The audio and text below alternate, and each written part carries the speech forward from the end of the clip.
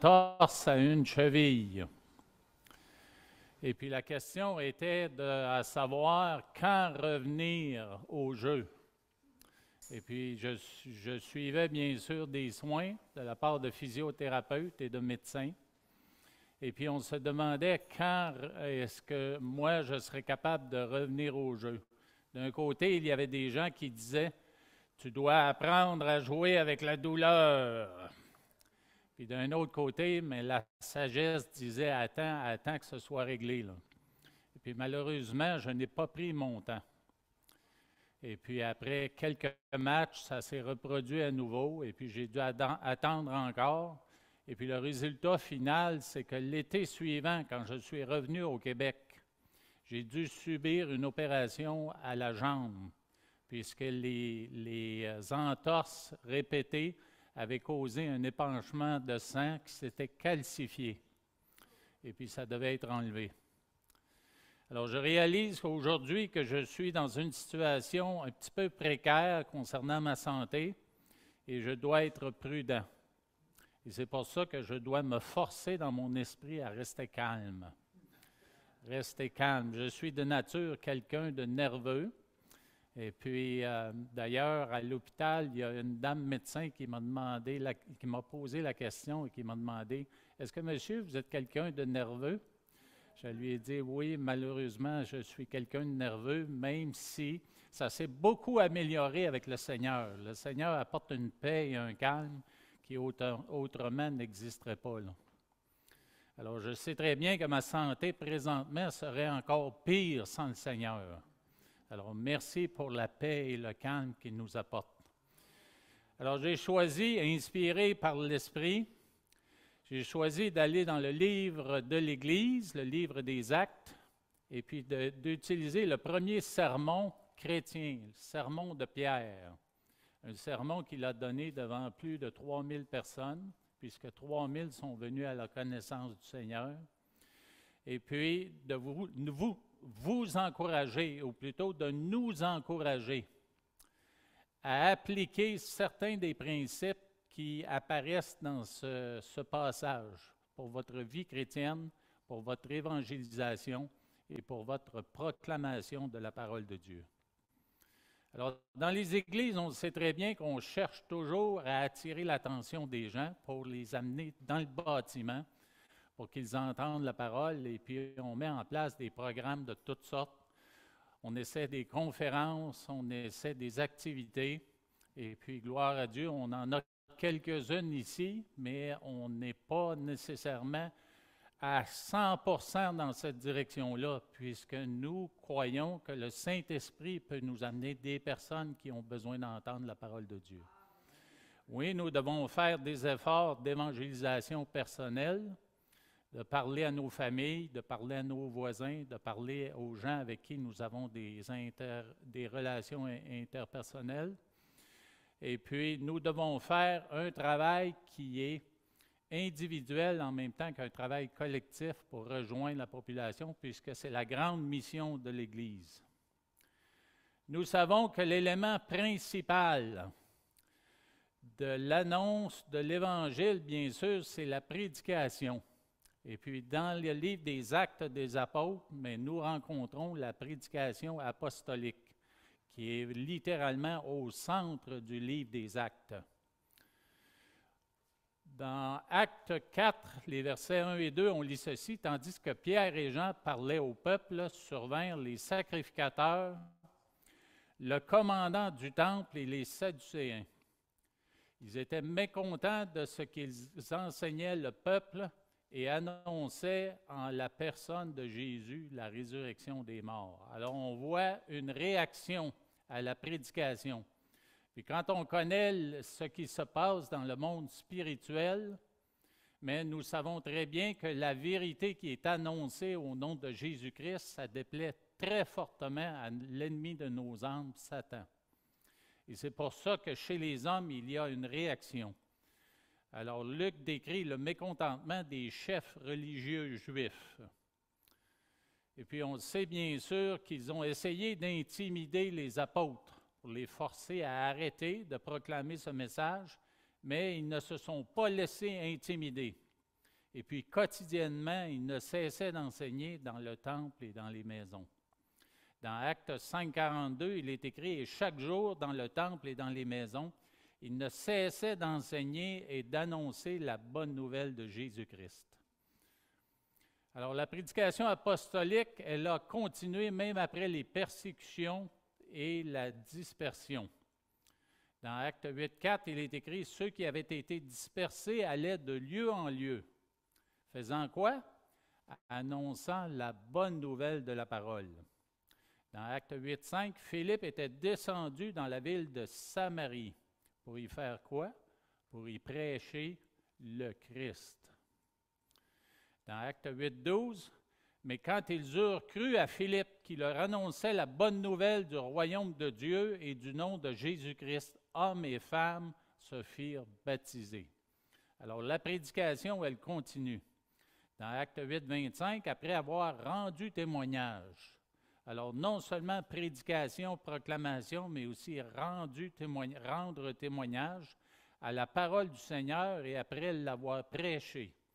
Pierre et Jean retournèrent à Jérusalem en annonçant la bonne nouvelle dans plusieurs villages des Samaritains. Alors on voit qu'il y a proclamation, il y a annonce, il y a témoignage. Et puis c'est rempli de passages dans le livre des Actes pour montrer que l'Église, elle était active pour transmettre le message de la bonne nouvelle, le message du salut.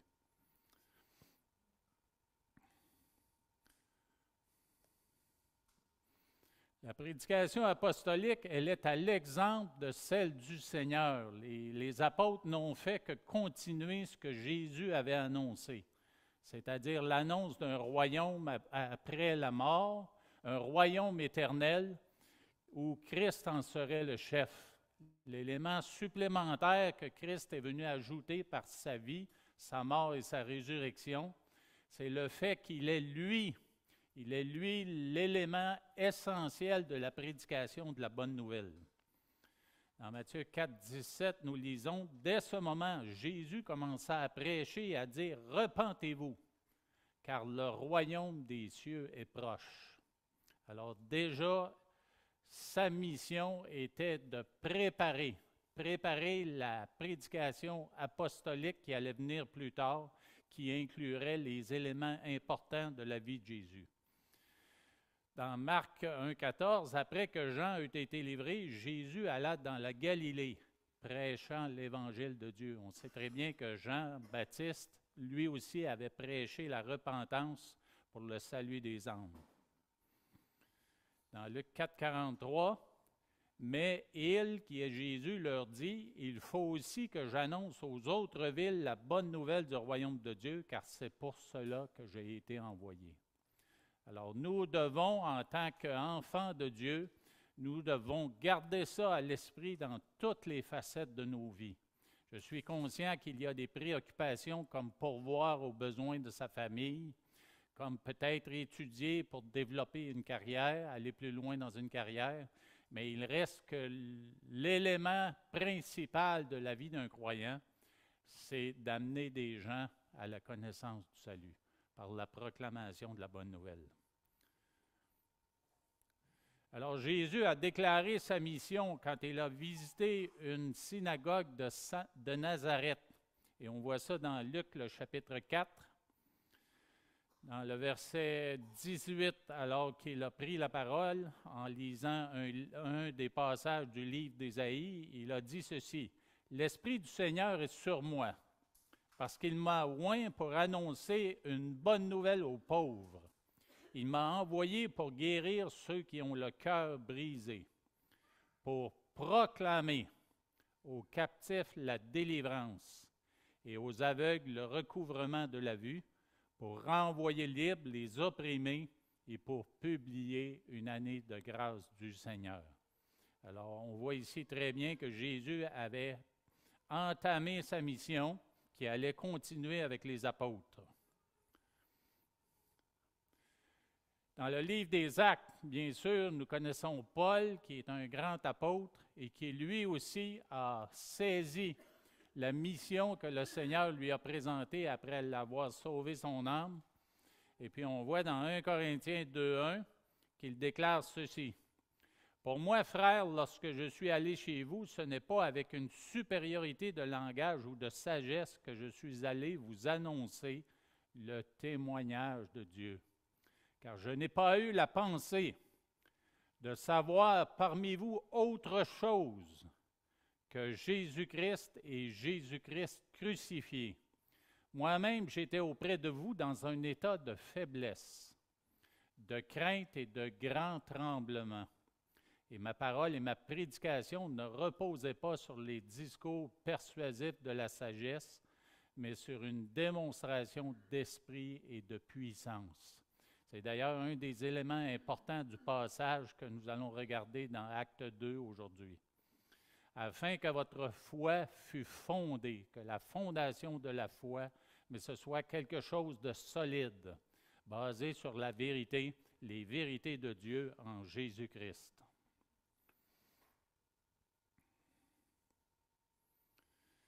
Alors, Paul a aussi écrit plus tard dans Romains 10, les versets 14 et 15, ceci. « Comment donc invoqueront-ils celui en qui ils n'ont pas cru? Et comment croiront-ils en celui dont ils n'ont pas entendu parler? Et comment en entendront-ils parler s'il n'y a personne qui prêche? Et comment y aura-t-il des prédicateurs s'ils ne sont pas envoyés? Selon qu'il est écrit qu'ils sont beaux, les pieds de ceux qui annoncent la paix, de ceux qui annoncent de bonnes nouvelles. » Alors, vos pieds sont beaux si vous annoncez la bonne nouvelle. Alors, ça me fait penser qu'il y a beaucoup de gens qui travaillent à la pédicure des pieds des gens, mais ce n'est pas nécessairement d'avoir une pédicure selon la parole de Dieu pour que nos pieds soient beaux. Alors, annonçons la parole de Dieu.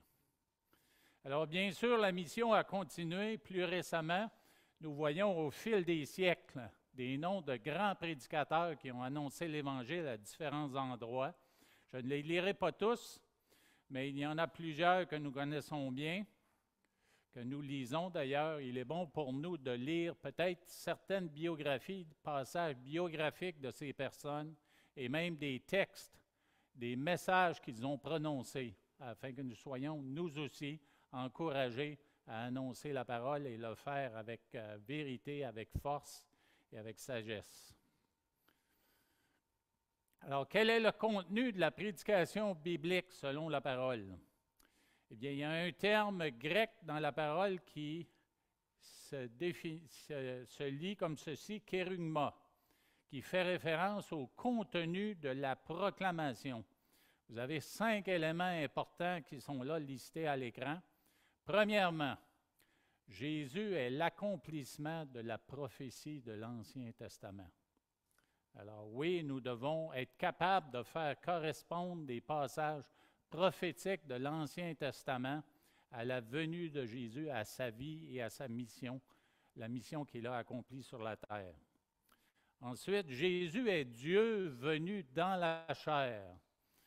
Nous avons dans les Épîtres, nous avons quelques passages qui nous parlent de la preuve que quelqu'un est sauvé. Et une des preuves que quelqu'un est sauvé, c'est quelqu'un qui va proclamer que Jésus est Dieu, Jésus est divin, il est venu dans la chair, il était le Messie et en même temps qu'il était Dieu. Et puis vous pouvez faire le test avec certaines personnes qui se disent croyantes, qui se disent chrétiennes. J'ai fait ce test avec des témoins de Jéhovah. Et jamais ils n'ont été capables de me dire que Jésus était Dieu. C'est comme si, dans leur croyance, dans leur pensée, là, c'était aberrant de dire cette chose-là. Mais la parole de Dieu nous dit que c'est un élément essentiel, que Jésus était Dieu. Troisièmement, Jésus, sa vie et son œuvre, sa mort et sa résurrection. Alors, notre témoignage doit contenir des éléments de ces, ou plutôt des choses de ces éléments importants de sa vie. Son œuvre, sa mort et sa résurrection. Alors, bien sûr, son retour, nous savons que Jésus est venu une fois et il va revenir une seconde fois. Nous allons en parler un peu plus loin. Et finalement, le salut s'obtient par la foi. est probablement un des éléments qui déplaît le plus aux gens à qui nous annonçons l'Évangile, c'est que ceux qui rejettent Jésus et son œuvre, ils sont damnés pour l'éternité. Le salut s'obtient par la foi et ceux qui le rejettent sont damnés pour l'éternité. Alors, le but de la prédication biblique, comme vous voyez en caractère gras dans le bas de l'écran, c'est la persuasion. La persuasion, ce mot-là, on le retrouve à quelques reprises dans la parole, dans le livre des Actes, entre autres. Vous avez les références dans le bas, je vous le lis. Quelques-uns d'entre eux furent persuadés et se joignirent à Paul et à Silas, ainsi qu'une grande multitude de Grecs craignant Dieu et beaucoup de femmes de qualité. Dans Actes 18:4, Paul discourait dans la synagogue chaque sabbat et il persuadait des Juifs et des Grecs. Et finalement, dans Actes 28-24, les uns furent persuadés par ce qu'ils disaient et les autres ne crurent point. Alors, le mot persuader, c'est le mot peito, et puis ça fait référence à convaincu, ça veut dire acquiescer, ça veut même dire réconcilier. Réconcilier dans le sens que les gens sont réconciliés avec cette connaissance-là, réconciliés avec cette vérité-là. Une vérité qui nous déplaît, on essaie de la chasser, on ne veut pas la voir, on ne veut pas l'entendre, mais si elle nous apporte une paix, si elle nous réconcilie avec le Seigneur, mais nous avons cette vérité-là qui apporte une grande paix dans notre vie. Alors, c'est un des éléments du mot « persuader » qui est très, très important. Et finalement, dans Romains 10-17, un verset qu'on connaît très bien et qui nous encourage nous-mêmes à nous plonger dans la parole, à l'étudier et à la lire. Ainsi, la foi vient de ce qu'on entend. Et ce qu'on entend vient de la parole de Christ. Alors, la foi en Dieu, elle vient de la parole même de Christ. Alors, le passage que nous lisons ce matin, bien sûr, il a un contexte historique. Et puis, le contexte historique, parce que je commence au verset 14, dans ce que nous allons étudier en détail, mais je ne veux pas lire dans le chapitre 2 des Actes les versets 1 à 13, mais je vais vous les résumer. Je vais vous les résumer avec cette diapositive. C'est le jour de la Pentecôte. Il y a réunion des disciples dans une même maison. Et puis, soudainement, bruit d'un vent impétueux. Puis, il se passe quelque chose d'extraordinaire amené par le Saint-Esprit de Dieu. Des langues de feu descendent vers les personnes qui reçoivent un don de langues diverses. À Jérusalem, des visiteurs juifs et d'autres non-juifs, pour la plupart pieux, de toutes les nations sont là, et puis ils voient le témoignage de ce qui arrive de manière extraordinaire. Et puis il y a des réactions. Ça produit des réactions. C'est la même chose quand nous témoignons, ça produit des réactions. Alors, il se produit de l'étonnement, il se produit de la surprise, il se produit des confusions et, bien sûr, aussi des moqueries. Et puis, qui prend en charge la situation? C'est l'apôtre Pierre. L'apôtre Pierre que nous connaissons comme quelqu'un qui a déserté, qui a renié Jésus à 3 reprises, qui était considéré au milieu des 12 apôtres comme le premier, le chef. Dans le verset 2 du chapitre 10 de Matthieu, il est écrit « Voici les noms des 12 apôtres » et on les présente. Le premier, Simon, appelé Pierre.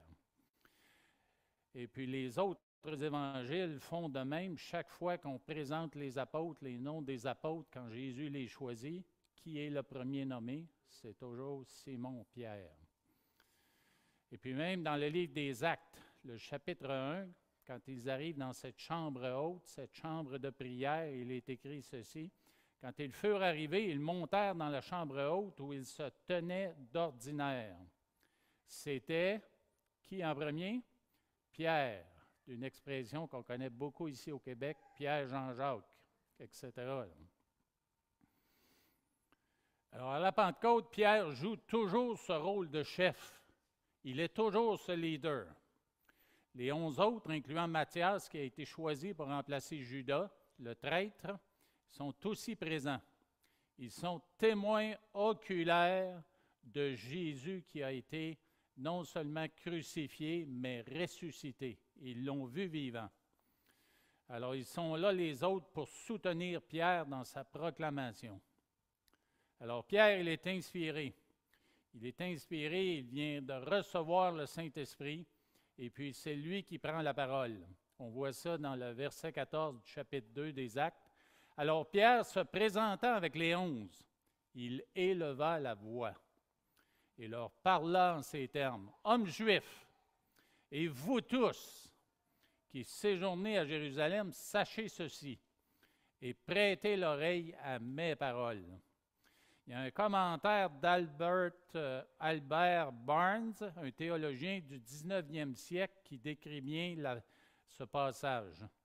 Pierre ne laisse pas entendre qu'il s'agit d'un sujet équivoque, c'est-à-dire un sujet qui nous met dans une position où on a de la difficulté à choisir, là, ou qu'on ne peut expliquer. Son discours est respectueux, mais ferme. Il commence tranquillement à leur montrer leur erreur. Quand les ennemis de la religion nous ridiculisent ou méprisent l'Évangile, nous devrions leur répondre aimablement et respectueusement, mais fermement. Nous devrions raisonner avec eux calmement et les convaincre de leur erreur ou de leurs erreurs.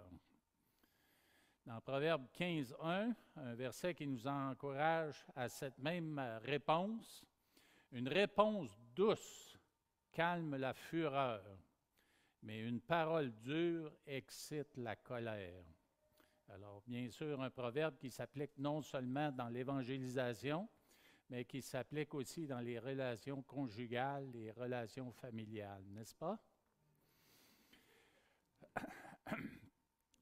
Alors, dans ce cas-ci, Pierre a agi selon le principe qu'il a ensuite appliqué à tous, et celui qu'il proclame dans le verset de 1 Pierre 3,15 que vous voyez à l'écran, étant toujours prêt à vous défendre avec douceur et respect devant quiconque vous demande raison de l'espérance qui est en vous.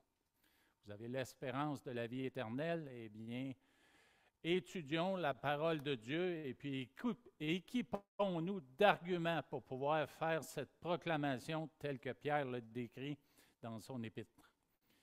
Il est évident qu'en écoutant Pierre dans son premier sermon, que Pierre est maintenant un homme changé, un homme qui est différent. Il avait fui devant une servante et renié son maître à 3 reprises. Et là, avec assurance, il se lève devant une grande foule et il proclame l'Évangile dans un sermon qui va amener plus de 3000 personnes au salut. Alors, l'introduction à ce sermon, elle est vraiment saisissante, mais l'introduction, ce n'est pas Pierre qui l'a apportée. On en a parlé un peu tantôt, mais c'est une gracieuseté de l'Esprit de Dieu. Et j'ai quelques versets là, du passage dont je vous parlais, là, que je ne voulais pas lire, mais je les ai quand même mis à l'écran. Vous avez ce bruit d'un vent impétueux dans le verset 2 du chapitre 2, et le miracle des langues étrangères parlées par des Galiléens. On s'imaginait que de la Galilée, il ne pouvait rien venir de bon comme de Nazareth. Alors, qu'est-ce qui se passe avec des gens qui parlent maintenant toutes ces langues étrangères? Eh bien, on le voit dans quelques versets, la question qui est là dans la tête des gens, dans l'esprit des gens, et comment les entendons-nous dans notre propre langue à chacun, dans notre langue maternelle? Et bien sûr, la liste, elle est là des personnes qui étaient là. Et dans le verset 11, on repose la même question. Comment les entendons-nous parler dans nos langues, non pas de n'importe quoi, mais des merveilles de Dieu? Alors, dans son sermon, Pierre a trois points vraiment. Nous allons en voir deux aujourd'hui et le troisième la semaine prochaine. Premièrement, réfutation, démenti et objection. Alors, objection de Pierre à l'accusation qui a été portée contre les disciples à cause de leurs paroles et de leur démonstration d'enthousiasme vis-à-vis de Dieu. Tout ça poussé par le Saint-Esprit. Et puis le deuxième point, c'est explication, clarification ou éclaircissement sur ce qui s'était produit, pour finalement aboutir à la proclamation du Seigneur ressuscité, la dernière partie qui va amener tant de gens à se convertir. Alors, premièrement, ce qui ne sera pas très long, c'est la réfutation d'une accusation. Et l'accusation, elle est listée là à l'écran dans le verset 13, mais d'autres se moquaient et disaient « Ils sont pleins de vin doux ». Je vois aujourd'hui en ce monde, quand quelqu'un ne peut argumenter de manière logique et sensée, mais la personne prend un chemin détourné pour tout simplement crier, comme on dit au Québec, crier des noms. C'est-à-dire dévaloriser la personne qui est devant par des accusations ou par des mots qui dénigrent la personne. C'est quelque chose qui est très facile à faire, c'est quelque chose qui peut démolir quelqu'un. Et puis, souvent, des personnes qui ne sont pas habituées à une argumentation solide, sensée, réfléchie, vont aller dans cette direction-là pour essayer de régler une situation ou une conversation qui devient embarrassante pour eux. Alors, c'est pourquoi le Seigneur nous demande à nous à être réfléchis et puis à contrôler nos émotions et puis toujours à mener des arguments qui sont sensés, en accord avec la parole de Dieu, quand nous avons à dealer avec des gens qui s'objectent à l'Évangile ou qui s'opposent et confrontent notre prédication. Alors, mais d'autres se moquaient et disaient « Ils sont pleins de vin doux ». Alors ici, bien sûr, c'est facile de voir qu'on les accuse d'ivresse. Et puis Pierre, dans son argument, il dit ceci, « Ces gens ne sont pas ivres, comme vous le supposez, car c'est la 3e heure du jour. » Ici, c'est mon petit test de ce matin. Je sais que la plupart de vous avez la réponse, mais cette 3 heures du matin, ici, là, cette 3e heure du jour, c'est quelle heure? C'est 9 heures le matin parce que la journée commence à 6 heures le matin. Alors, il y a aussi une autre argumentation que Pierre ne mentionne pas ici, c'est un contexte de fête religieuse. Dans ce contexte de fête religieuse, j'imagine qu'il était très difficile pour quelqu'un de devenir ivre dans une ville comme Jérusalem, alors que les gens se réunissaient pour adorer Dieu et rendre gloire à Dieu. Alors, c'était évident. Et puis, c'était telles ces évidences que Pierre n'a pas nullement senti le besoin d'élaborer dans son argumentation. C'est pour ça que ma diapositive est presque vide ici.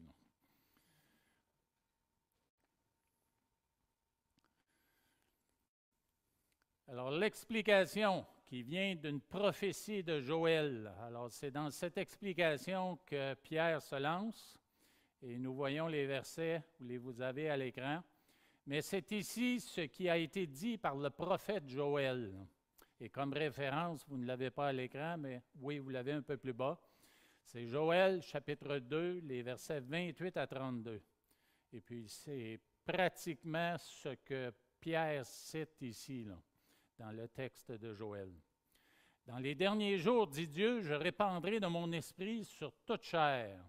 Vos fils et vos filles prophétiseront, vos jeunes gens auront des visions et vos vieillards auront des songes.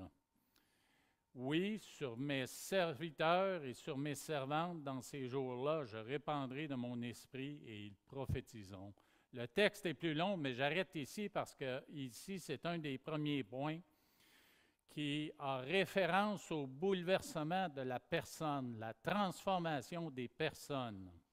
Le restant du texte, le restant des versets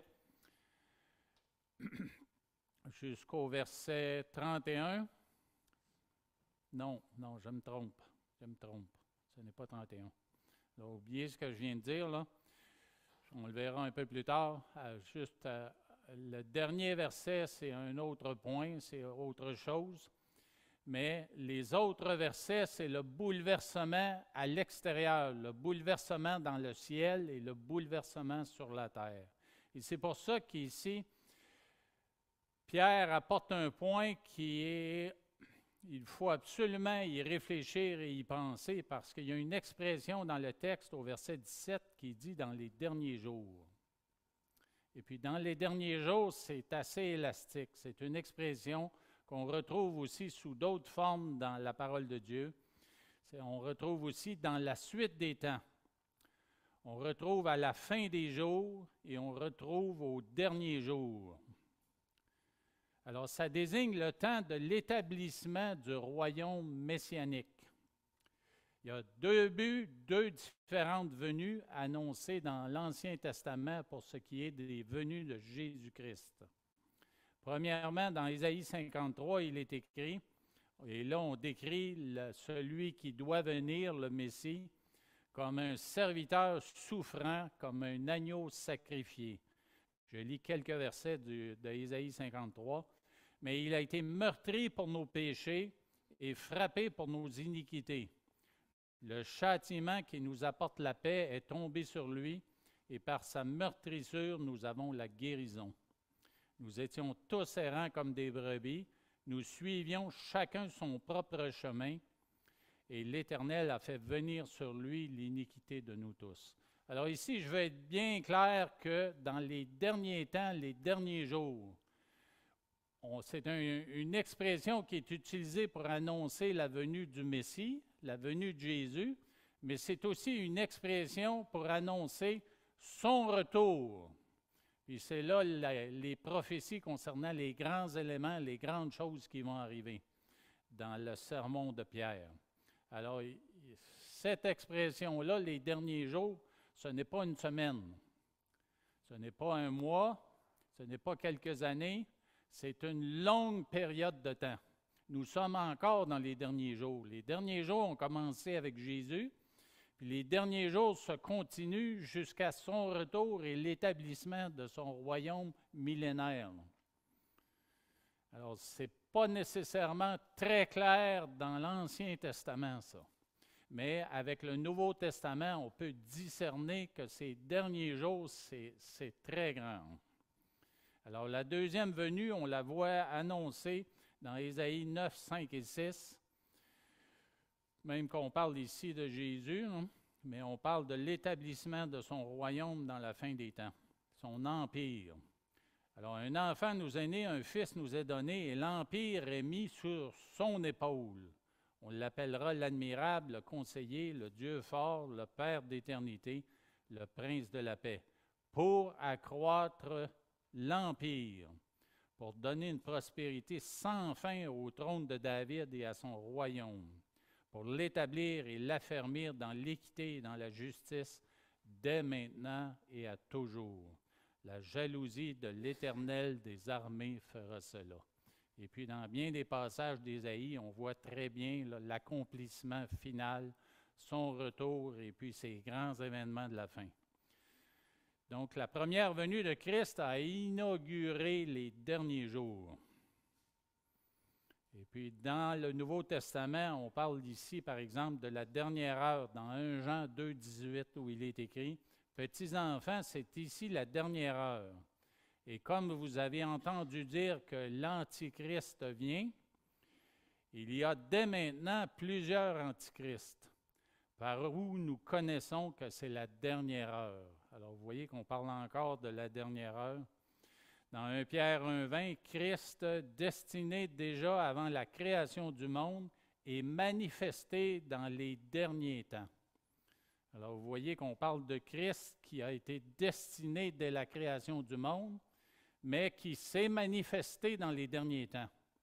Alors, c'est un autre passage qui vient confirmer que la venue de Jésus, ça inaugurait le début des derniers temps. Dans Hébreux 1,12, il est écrit « Dieu, dans ces derniers temps, nous a parlé par le Fils, qu'il a établi héritier de toutes choses, par lequel il a aussi créé le monde. » Et puis dans Hébreux 9, 26, il est écrit « Tandis que maintenant, à la fin des siècles, il a paru une seule fois pour abolir le péché par son sacrifice. » Alors, les derniers jours ont déjà duré plus de 2000 ans. Et 2000 ans où Dieu a appelé par son esprit, il a appelé les non-juifs. Alors, il les a invités à entrer dans son royaume, et pendant ces 2000 ans aussi, son peuple a été châtié. Alors, l'accomplissement parfait de la prophétie de Joël, celle qui est mentionnée par Pierre dans son discours, mais ça va arriver lors de l'avènement du royaume du millénium. Alors, la Pentecôte et l'ère de l'Église, ce n'est qu'un aperçu de la puissance de l'Esprit de Dieu qui libère les âmes pour le royaume. C'est un avant-goût du royaume.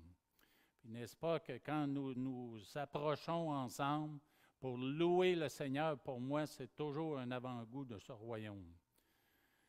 Alors, dans le millénium, toutes les âmes seront sauvées. Bien sûr, les âmes qui se seront réconciliées avec le Seigneur et accepté son sacrifice.